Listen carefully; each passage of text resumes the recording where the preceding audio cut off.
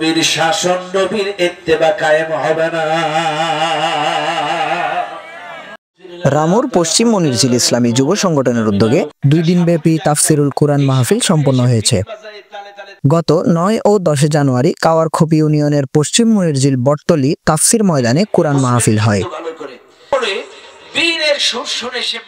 এতে মাহফিল পরিচালনা কমিটির সভাপতি এনামুল হকের সভাপতিত্বে এবং মাওলানা কলিমুল্লাহর সঞ্চালনায় প্রধান অতিথি ছিলেন আল মুনিন ফাউন্ডেশন বাংলাদেশ চেয়ারম্যান হযরত মাওলানা হাফেজ মনোয়ার হোসেন মুমিন সাহেব।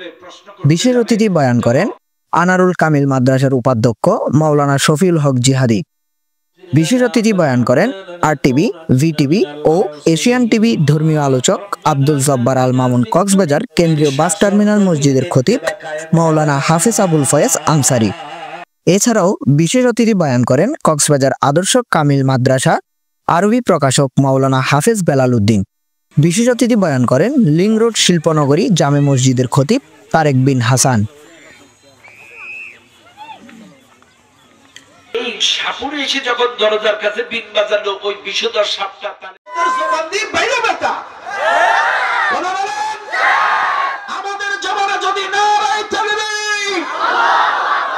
আমাদের জমানা। News desk, CCN.